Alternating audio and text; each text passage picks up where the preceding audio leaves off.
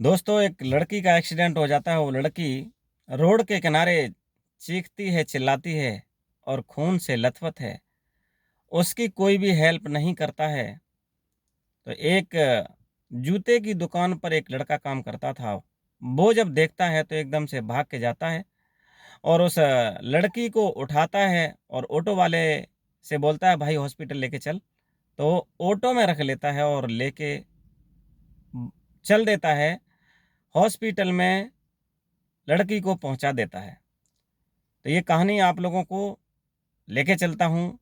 नमस्ते एवरीवन, कैसे हो आप सभी लोग? आशा करता हूँ आप सभी लोग मस्त और व्यस्त होंगे। ये एक सच्ची कहानी आप लोगों को दहलाने वाली, आपको आप तक पहुंचाने के लिए मैं दीवान टीएस गर्मा मोटिवेशन से। एक लड़की का एक्सीडेंट हो जाता है और वो रोड के किनारे चीखती चिल्लाती खून में लथपथ पड़ी है। कोई उसकी देख रेख नहीं करता, कोई उठाता नहीं, कोई हेल्प नहीं करता है। तो वहीं पास में एक जूते की दुकान पर लड़का काम कर रहा था। गरीब लड़का था। वो देखता है, भाग के जाता है, उस लड़की को उठा के और ऑटो में बैठाल के और हॉस्पिटल ले जाता है। वहाँ एडमिट जब करते हैं तो डॉक्टर बोलते हैं एक फॉर्म भरो। वो फॉर्म भरता है और अपना नाम वगैरह लिख लिखा के और वो ट्रीटमेंट चालू करवा देता है। ट्रीटमेंट चालू हो जाता है। थोड़ी देर बाद लड़की ट्रीटमेंट होके बेड पे आ जाती है। फिर वो वहाँ उससे मिलता है तो वो लेडी जो थी उस लड़के को देखती है और उसका हाथ पकड़ती है। बोले, भैया आपका बहुत बहुत धन्यवाद। अगर आप नहीं होते तो शायद मेरी जान चली जाती। मैं आपका बहुत आभारी हूँ जो कि आपने हमारी इतनी हेल्प की। उन्होंने बोला, कोई बात नहीं, अब आप अपने घर पे फ़ोन कर लो और उनको बता दो कोई आ जाए आपकी देख रेख करने के लिए। तो वो लड़की बोलती है, भैया मेरा यहाँ पे कोई नहीं है। मेरे हस्बैंड हैं, वो भी लंदन में हैं और मैं यहाँ अकेली घर में रहती हूँ। मैं मार्केट में आई थी सब्जी लेने के लिए, तो किसी पता नहीं किसने टक्कर मार दी और मैं गिर गई। और मैं खुद नसीब हूँ जो कि आप जैसे भाई ने हमें हेल्प दी और हमें हॉस्पिटल लेके आए। तो जब वो अपने हस्बैंड को फ़ोन करती है तो हस्बैंड उसका फ़ोन नहीं उठाता है। थोड़ी देर बाद फ़ोन दूसरे नंबर से आता है और बोलता है वो कि बताओ बेटू। बोले, मेरा एक्सीडेंट हो गया है और चोट आई है और हमें एक भैया हैं, वो हॉस्पिटल लेके आए और कोई देखने वाला नहीं था। उन्होंने बोला, कोई बात नहीं, हमें 2-3 दिन लगेंगे, आप ट्रीटमेंट करवाओ, 2-3 दिन में मैं आ जाऊँगा। उसके बाद क्या होता है बंधुओं, वो वहाँ से 2-3 दिन में नहीं आता है। तब तक हॉस्पिटल से उस लड़की की छुट्टी हो जाती है और वो लड़की फिर उससे रिक्वेस्ट करती है, भैया आपने हमारा इतना उपकार किया है, मेरे साथ कोई घर पे नहीं है, आप मेरी घर पे भी थोड़ी सी मदद कर सकते हो? तो वो बोलता है, क्यों नहीं कर सकते हैं, इतना किया है तो आपके घर पे भी हम हेल्प कर देंगे। दोस्तों, वो लड़का उसके घर पे जाता है। लड़का बहुत ही गरीब होता है, गांव से था। तो वो बोलता है कि चलो मैडम, हम आपको घर पे छोड़ देते हैं। तो घर पे वो जाता है, देखता बड़ी सी हवेली, अच्छे अच्छे पौधे लगे हुए हैं, अच्छी अच्छी सुगंध आ रही है फूल पत्तियों से। वो देख के चकित रह जाता है। बोलता है, मैडम आपका तो घर बहुत बड़ा है। बोले, हाँ जैसे भी है यही है और मैं यहाँ अकेली रहती हूँ। अब उसने बोला, आप अकेले हमें यहाँ रखोगे तो कोई भी देखेगा तो हमें आरोप लगाएगा। बोला, नहीं ऐसा कुछ नहीं है, मैं मेरे घर में आप हो और कोई नहीं है, जो भी होगा वो हम देखेंगे। वो बात कह के और वो रुक जाता है वहीं पे। बंधुओं, 9 दिन बाद उसका हस्बैंड आता है। उसका हस्बैंड मिलने के लिए आता है। बोलती है कि भैया ये हैं, इन्होंने हमें बहुत हेल्प की है। हॉस्पिटल में भी कोई नहीं था, वहाँ से लेके यही गए, हॉस्पिटल में एडमिट करवाया, सारा ट्रीटमेंट करवा के घर पे भी अब ये हेल्प कर रहे हैं।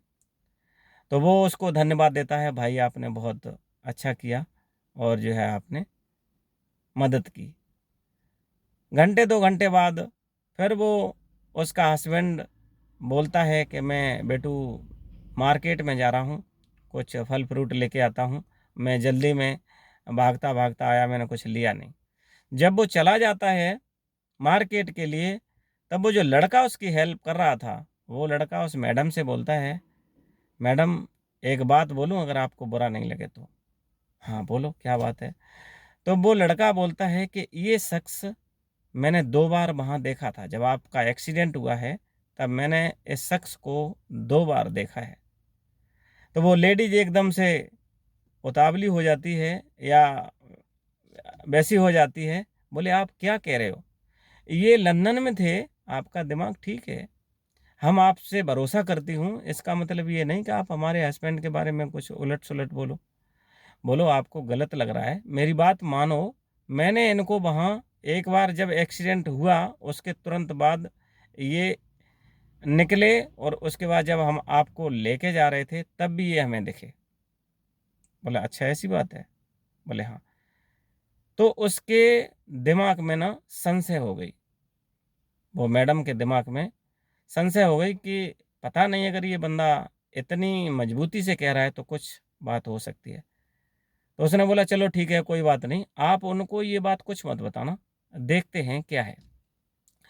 तो वो लेडी जो थी, वो लड़की थी, वो जब आ जाता है तो ट्रीटमेंट की बातें कर करा के और उसके बाद बोलता है कि आप जो है देख रेख करो इनकी, मैं आता हूँ, एक मेरा दोस्त है उससे मिलने जाता हूँ।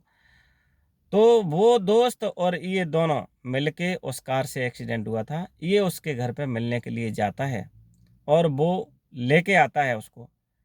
जब वो लेके आता है यहाँ पे देखने के लिए, तब फिर वो बोलता है, वो लड़का जिसने हॉस्पिटल लेके गया था, जो लड़का बोलता है कि मैडम ये दोनों लोग हमें मालूम पड़े थे।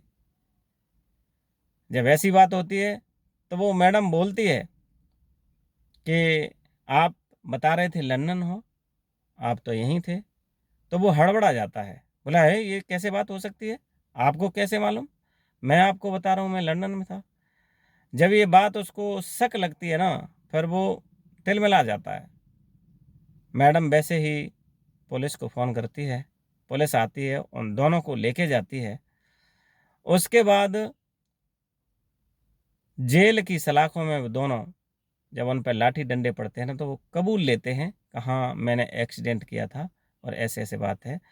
तो उसका काम ये था, वो जो भी लेडीजें शादीशुदा होती थी और जिनका डिवोर्स हो जाता था, वो उन लेडीज़ों को उनकी फिराक में रहता था, क्योंकि ये इनका डिवोर्स हो गया, अब इनको आदमी की ज़रूरत है। तो उनसे, ऐसे लोगों से, ऐसी लड़कियों से वो शादी करता था और उनसे किसी से 5 लाख, किसी से 10 लाख रुपए ऐंठ आंठ के और अपना काम करता था। वो ऐसी चोरी चपारी करता था। फिर वो लड़की जो थी वो अपने मम्मी पापा को बुलाती है, वो देखने के लिए आते हैं और उनसे बोलती है कि मेरी ऐसे ऐसे इन्होंने हेल्प की है और मैं नहीं बच पाती, और उस लड़के ने मेरे को धोखा दिया, उसने मारने का प्रयास किया था। तो वो लड़की अपने मम्मी पापा से बोलती है कि मैं अपनी शादी इसी लड़के के साथ, मेरी शादी करवा दो, मैं उसके साथ नहीं रहना चाहती। फिर ये जो है लड़का बोलता है कि मैडम आप कहाँ हो, मेरे पास कुछ भी नहीं है, मैं बिल्कुल नंगा आदमी हूँ, मेरे घर पे खाने तक के लिए नहीं है। वो बोलती है कुछ नहीं आपको, आप अपने मम्मी पापा को यहीं पे लेके आओ, इसी घर में सभी लोग रहेंगे। और जब वो ये बात सुनता है तो वो गदगद हो जाता है। वो अपने मम्मी पापा को भी बुलाता है और भी सगे संबंधियों को बुलाता है और उसके साथ में शादी करता है। शादी करके, ये 2023 की बात है, वो लोग आज भी दिल्ली में बड़े शौक से, बड़े प्रेम से जीवन यापन कर रहे हैं। तो आप सोच सकते हो, अगर आप किसी के साथ में भला करोगे तो ऊपर वाला आपको, आपके साथ में बहुत बड़ा ही भला करने वाला है। इसीलिए हमारी आप लोगों से रिक्वेस्ट है कि जिसके साथ में जितना हो सके उतना अच्छा करने का प्रयास करो, गलत मत करो। क्यों, गलत का कोई तोड़ नहीं है और अच्छे का कोई मोल नहीं है। तो आप लोगों को ये कहानी कैसी लगी, आप लोग कमेंट में ज़रूर बताइएगा, और अगली वीडियो तक के लिए जय हिंद, जय भारत।